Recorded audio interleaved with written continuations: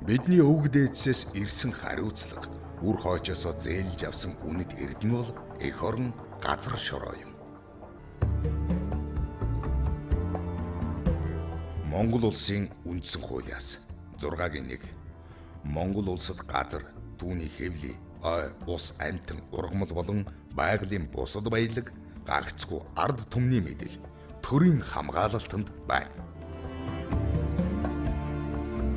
Баялагын эзэн улс өөрсдийн баялагын дийлэнх хувийг хүртэх ёстой. Нэгдсэн үндэсний байгууллагын 1962 оны 18.03 дугаар тогтоол.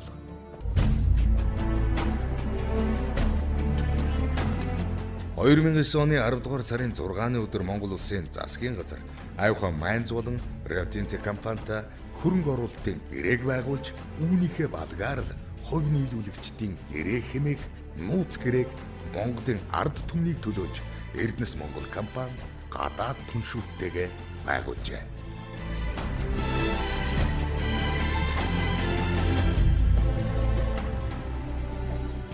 Оюу толгойн гэрээг монголчууд ингэж л ойлгосон. Ер нь монголчууд бидэнд оюу толгойн тухай үнэн хэрэгтэй. Миний өөрийн гүнбат итгэл үнэмшил бол оюу толгойн гэрээ Монголын үндэсний эрх ашигыг хамгаалж чадаагүй. Ер нь их алдаатай гэрээ болсон. Саяхан би оюу толгой хуцаа компанийн тайлан үзлээ. Үндсэндээ чинь зээл зуучлагч компани юм байна шүү дээ. Хөрөнгө оруулалтын гэрээгээр монголчуудын гар хөлийг боомлох мэт хийсэн. Татварын орчин, эрх зүйн орчныг тогтвортой байлгах нэрийдлээр Монголын тал өөрсдийнхөө эрх ашигыг тунхаглах ямар ч чадваргүй болгосон.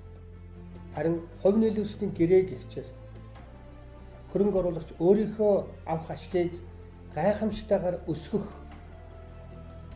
монголчуудын өв баялагийг цөлмөх мэхийг баталгаажуулж авсан юм аа. Монголын ард түмний баялагийг жинхэнэ эздээс нь алдуур сорж буй эрх зүйн баримт бичиг бол одоо болтол нууц хэвээрээ байгаа оюу толгойн хувь нийлүүлэгчдийн гэрээ юм. Гадаад түншийн маань цаад эздээсээ зээлсэн, эсвэл өөрөөсөө зээлсэн байж болох сая доллар.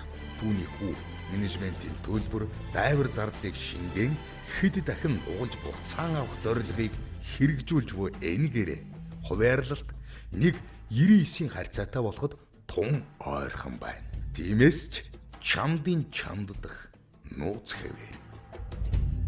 Үүний эхлэл нь эцэг өвгдөөсөө өвлсөн орд газрын маань баялагийг нэгч төгрөгөөр үнэлээгүй. Тэрч бүхэл хөрөнгө хэлбэрээр гаргаж байгаа 34% зээлээр худалдан авч байгаа нь хаач байдгүй тохиролцоож. Энэхүү хувь нийлүүлэгчдийн гэрээний зохицуулалтаар нэг л өдөрт зөвхөн хүүдэн ойролцоогоор 1,275,000 Америк долларыг бид баялагаараа төлж байна. Дээр нь менежментийн 6%-ийг нэмбэл өдөрт 3 сая Америк долларыг бидний баялагаас суудахсаар байна. Бид ийм хэмжээний хөрөнгөөр ганцхан өдөрт 5 шин цэцэрлэг барих боломжийг алдсаар л.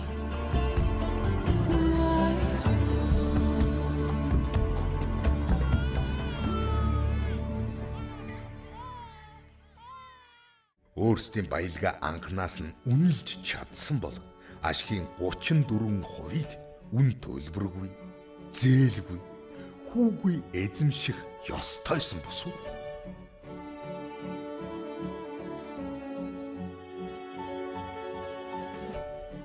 Оюу толгой төслийн зээл нь хувь нийлүүлэгчдийн гэрээний заалтаар улирал тутамд хүүгээс хүү бодох буюу нийлмэл хүүгийн аргаар хүүлэхээр зохицуулагдсан байна. Тиймээс бид ганцхан өдрийн хүүд асар их баялгаа алдсаар байна. Монголчууд бид ийм хөрөнгө оруулалтыг хүссэн гэж юу? Зээлийн хүүгийн үндсэн хоёр төрлийг график дээр дүрслэн харуулъя. За хүүгээс хүү бодох уу? Нийлмэл хүүгийн хүүтэй үед зээлийн өсөлт бол эхэндээ их тийм намуухан өснө. За ингээ хугацааны үе явах тусам улам эрчимтэй гэдэг өсөх юм байдлаар зээл ингэж өснө нийлбэл хөвдөд тохиолдол.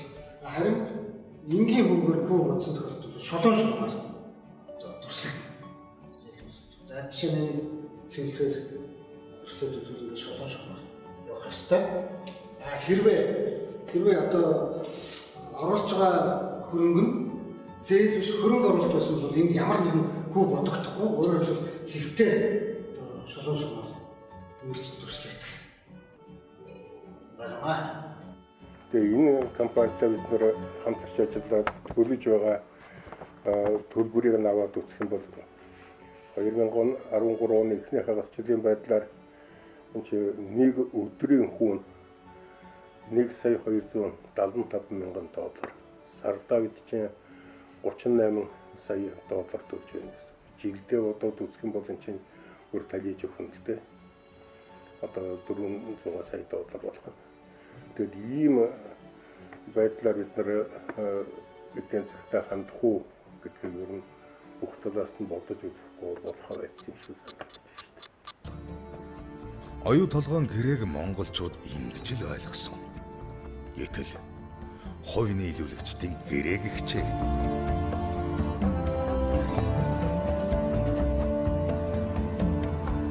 Бид гадны хөрөнгө оруулагчдыг оюу толгойн гэрээг битгий байгуулаач гэж эсэргүүцээгүй. Харин ашигтай, үр дүнтэй Монголын эрх ашигыг тусгаж байгуулаач гэж хүсдэг.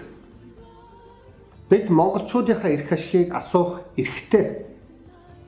Ажилгүйдэл ядуурлаа оюу толгойн гэрээ байгуулснараа бид шийдэж чадна гэж одоо ч гэсэн итгэсээр л байгаа.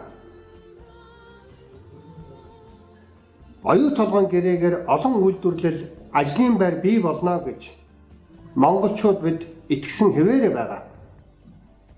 Гэтэл бодит үнэн ямар байгааг та бүхэндээ дэлгэлээ. Энэхүү оюу толгойн гэрээний бодит үннийг Монголоо гэсэн сэтгэлтэй олон монгол ахын дүүст минь хүргэж мэдээллийг дамжуулж өгөөсэй гэж уриалж байна. There's the sound